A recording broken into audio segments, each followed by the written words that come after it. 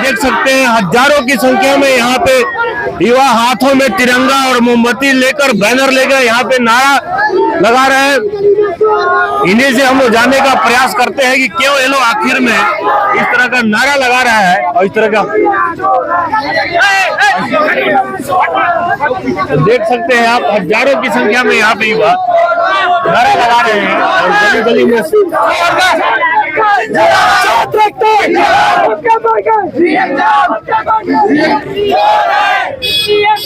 BPSC चोर है का नारा आप लोग क्यों लगा रहे हैं? कानून क्या है कि बीपीएससी के द्वारा जो पेपर किया गया, पेपर में धांधली किया गया, उसको लेकर हमारा मांग है। धांधली कैसे किया गया? पेपर में धांधली ये हुआ है कि जो एग्जाम हुआ था तो बापू सभागार में आधा घंटा बाद क्वेश्चन मिला है, कुछ बच्चों को क्वेश्चन नहीं मिला। हमारे जो मनु भाई परमार हैं, बीपीएससी के चेयरमैन, जो 1 नंबर के चोर हैं, वो बोलते हैं मनु भाई परमार कि बापू सभागार एक सेंटर है। तो मनु भाई परमार को मैं बताना चाहता हूं कि बापू सभागार एक सेंटर नहीं है, इसमें 12,000 बच्चों का सेंटर है और 12,000 बच्चे 2 जिले के बराबर होते हैं। मेरा एक सवाल है कि क्या 2 जिलों में एक साथ पेपर लीक हुआ होता या गड़बड़ी होता तो क्या पूरे एग्जाम को रद्द नहीं करते? तो फिर एक बापू सभागार को एक सेंटर क्यों गिनना है? 2 जिले के बराबर है। इसके बाद एक ही एग्जाम के लिए जब हमारे संविधान में राइट टू इक्वलिटी की बात की गई है तो एक ही एग्जाम के लिए 2 अलग-अलग क्वेश्चन क्यों? हमारा पेपर अलग-अलग 2 अलग-अलग पेपर होगा कि हमारा फंडामेंटल राइट का वायलेशन है, यानी आप हमारा फंडामेंटल राइट का उल्लंघन कर रहे हैं। तो हमारा एक ही मांग है, सारे एग्जाम को रद्द कीजिए और एक साथ सबका एग्जाम करवाइए। एक एग्जाम और फेयर एग्जाम हो और प्रेस एग्जाम हो, सबका एक साथ एग्जाम हो। पूरे बिहार से कितने बच्चे एग्जाम दिए इस बार? देखिए पूरे बिहार से फॉर्म गिरा था 4,87,000 के अप्रॉक्स, जिसमें 3,25,000 बच्चों ने एग्जाम में बैठा था और उन 3,25,000 बच्चों में से 12,000 बच्चों को एग्जाम रद्द करके 12,000 बच्चों को फिर से री एग्जाम लिया जा रहा है। तो मैं उनको ये बताना चाहता हूँ, जब हमारे 80,000 भाइयों का फॉर्म नहीं भराया था तो चेयरमैन ने बोला था कि 80,000 के चक्कर में 4 लाख बच्चों को परेशान नहीं करेंगे। तो मेरा सवाल है कि फिर आज 12,000 के चक्कर में 3,25,000 को क्यों परेशान कर रहे हैं? यानी आप लोग कहना चाह रहे हैं कि 12,000 का नहीं, सबका फिर से एग्जाम ले, सबका एक साथ ले।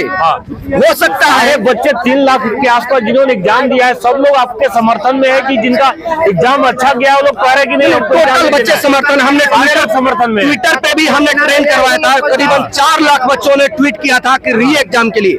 यदि हमारा सिर्फ अगर कुछ बच्चों का होता तो उतना ट्वीट कहाँ से आता? नंबर 1 पे ट्रेंड भी हुआ था हमारा। ये सब हमारा मांग है।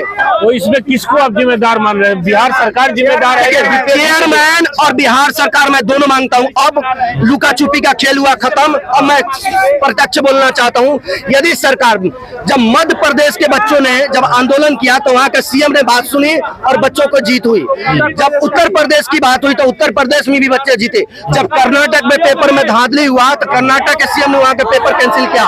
तो फिर हमारे मुख्यमंत्री क्यों नहीं आज प्रगति यात्रा पर निकले हैं? हम बच्चों को दुर्गति में डाल के महिला सशक्तिकरण की बात करते हैं और ये पुरुष पुलिसकर्मी के द्वारा महिलाओं को पीटा जा रहा है पटना में और भी आपके राजधानी में। तब हमारे मुख्यमंत्री कहाँ है? कल हमारे जो लाठी मंत्री से आप लोग मुलाकात किए थे? आप लोग का जो भी आपको बता दें, सम्राट चौधरी उप मुख्यमंत्री, उन्होंने बोला कि आप संडे को बोला कि आप साक्ष्य लेके आइए, 2 मिनट में पेपर रद्द कर देंगे। जब हम लोग साक्ष्य लेके मंगलवार को गए तो सम्राट चौधरी दिल्ली भाग गए। बड़ा पगड़ी खेलते हैं ना, आपका मर्द का जुबान है तो हमारा साक्ष्य लीजिए और पेपर को रद्द कीजिए।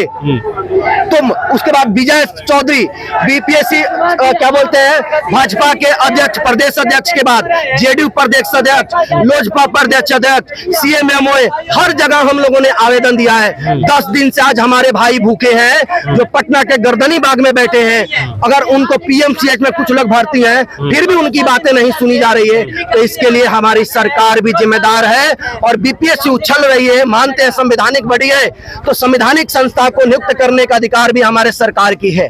यदि वह उछल रही है तो किसकी बदौलत? एक सरकार की सपोर्ट की बदौलत। बोलते हैं एक गुजराती ने सबको आके परेशान करके रख दिया है यहाँ पे। सारे छात्र आज जब लोहिया का कथन है कि जब सदन आवारा हो जाती है, जब सड़कें सुनसान हो जाती है तो सदन आवारा हो जाता है। उसी तरह आज बिहार का सदन जो है आवारा हो चुका है और छात्रों की आवाज नहीं सुनी जा रही है। हमारी एक ही मांग है, सारे पेपर रद्द कराए जाए। मुख्यमंत्री जी हमारे परिवार के मुखिया हैं, हम अपने मुखिया से अपने बातों को रखते हैं कि हमारे ये समस्या है, तो हमारे मुखिया को हमारे समाचार लेना चाहिए और हमारे पेपर को रद्द करके सारे बच्चों को फिर से री एग्जाम कराना चाहिए। एक और चीज मैं बताना चाहता हूँ, 13 तारीख को जब पेपर हुआ तो 11 बच्चों को खगड़िया के सर्किट हाउस में स्पेशली रोकवाया गया था। वो 11 बच्चे कौन थे? दैनिक जागरण, दैनिक भास्कर जो सरकार का पेपर है उसके द्वारा छापा गया था, उसका प्रत्यक्ष करे।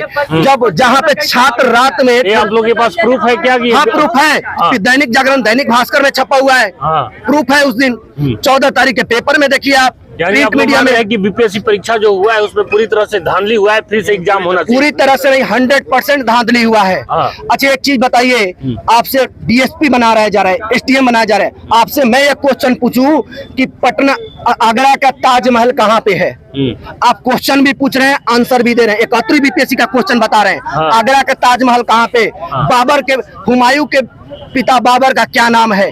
आप जो क्वेश्चन पूछा गया, सवाल आए थे, ऐसे सवाल आए थे बीपीएससी के परीक्षा में। उसका मैंने एग्जांपल के तौर पे बता रहा हूँ। उन्होंने पूछा था कि पटना साहिब में हरमिंदर साहब का निर्माण जो बिहार में पटना साहिब में हुआ कहाँ पे? ऑप्शन में पटना। अरे आंसर भी दे रहे हो, क्वेश्चन में आप ऐसे बीपीएससी का एग्जाम हो रहा है। एग्जाम उसके बाद एक क्वेश्चन को 2 बार रिपीट, 104वां संविधान संशोधन जो अमेंडमेंट था उसको 2 बार रिपीट किया गया था। क्यों? आपके पास इतनी बड़ी संस्था है, आप 600 रुपया लेते हैं विद्यार्थियों से, 650 रुपया, आपके पास क्वेश्चन सेट करने की औकात नहीं है।